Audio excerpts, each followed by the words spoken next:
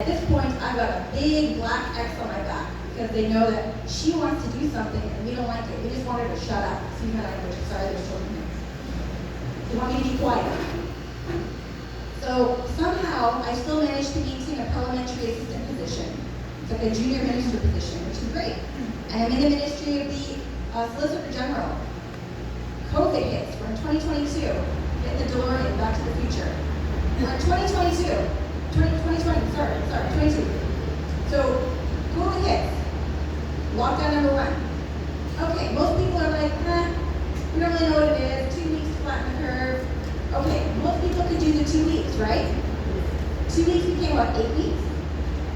And then it just became this onslaught. You have to wear the mask. You gotta wear the mask. It was like a Seinfeld episode. You can't not wear the mask, wear the mask. And it became us against them. Did you mask? Did you not mask? Do you think COVID is going to kill the world? You don't believe it's real at all? And there's divisiveness that starts to happen in our province. Then they put through Bill 195, the Reopening Ontario Act, the lockdown bill. And this is how people actually know who I am, is because of this bill.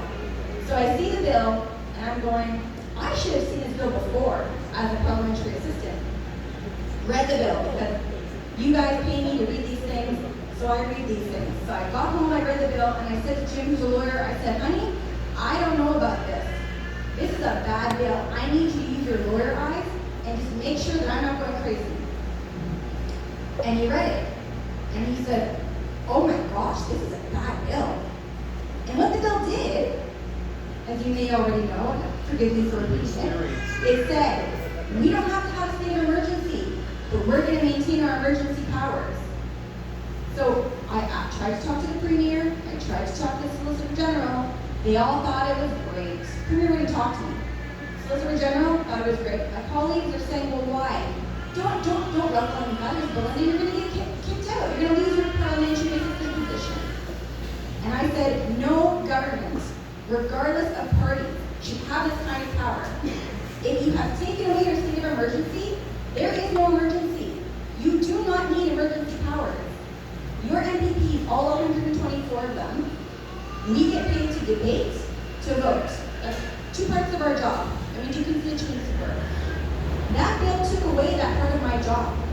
It allowed Doug Ford and the PC party to make decisions without debate, without any vote. I don't know what you want to call that, but I do not call that democracy. No.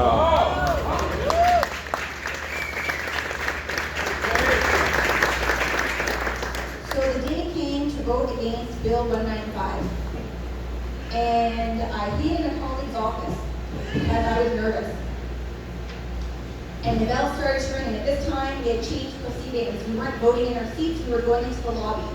That might not mean anything if you haven't been to police parking, that's okay. So we had half an hour to go vote. 5 minutes to go, I call my dad. And I'm like, Dad, I don't know what to do. I know this is a bad bill, I'm afraid, I'm scared. And he's like, B, he told me B. He goes, whatever you want to do, you do. It's going to be fine. I called Jim, and Jim said, I will support you no matter what decision you make. And so I went to the lobby and I thought about my volunteers like Tim and Marlene and like Remsen and all the people who put their trust in me when they put that X beside my name on election day to say, I want her to represent me. And all of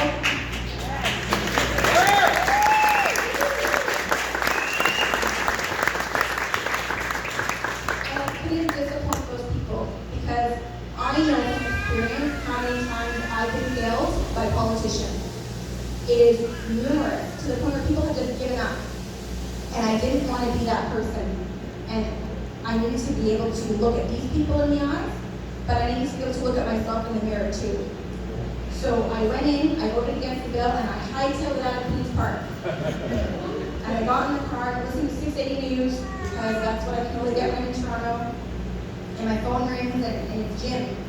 And he's like, so, you got kicked out of the PC party? I was like, what? So, not only did I get kicked out of the party, my volunteers, who were on the Riding Association board, some of them are here today, They got kicked out too. All 19 of them got kicked out, just cleaned out of the party, because I had the gall to do my job and to represent the people of Cambridge. And I am going to send Doug Ford a thank you letter. Because had he not done that, two things would not have happened. People would not have seen the disaster that is Bill 195, and the new Blue Party would not have been born. Yeah.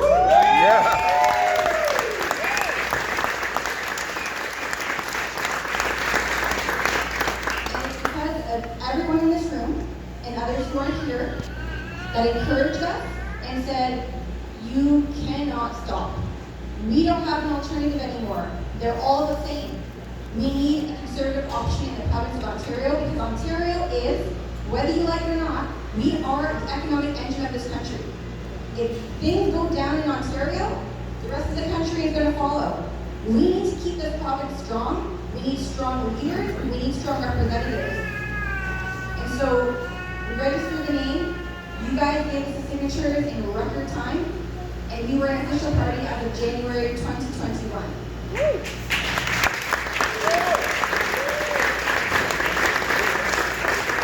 We've done a lot. And I don't want to take up too much time, but we have done a lot. We got rid of Bill 12.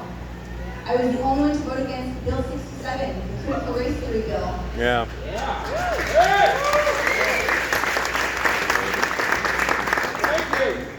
Thank you. I promise you that the heat that I get from those who disagree with me is all worth it. Because that you expect me to do my job, and I promised you when I took that oath in July of 2018, I will not break that oath to you. I will do my job regardless of the challenges that come my way. And that's why I'm so happy to see such principled individuals who are joining our team as well. With Bill 67, I got to meet the wonderful Catherine Cronus, which she's in the crowd wave. This amazing woman here who wants to make a difference and is doing so with her Stop Woke petition, with stopwoke.ca sign-up petition, and tell the PC that we don't want this nonsense in our schools. Teach our kids to love and respect one another.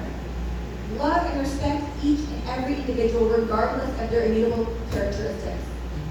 And this wonderful woman came to us and she started this petition and she started this website, and it is just thousands and thousands of signatures electronically and on pen to paper. And I'm hoping to present those in the legislature on Thursday when we go back for the tabling of a budget, which I guarantee will be big, big spending of our taxpayers' dollars, because the PCs are spending big, just like the Liberals, but even worse so.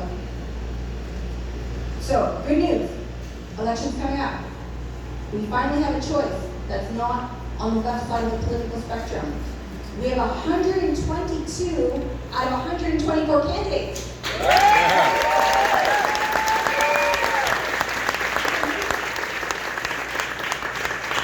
If you look at the numbers, the PCs don't have that many, the NDP don't, the Green, we are way ahead of the game. Because as much as the media will tell you that we're the alternative or the third party, we have movement.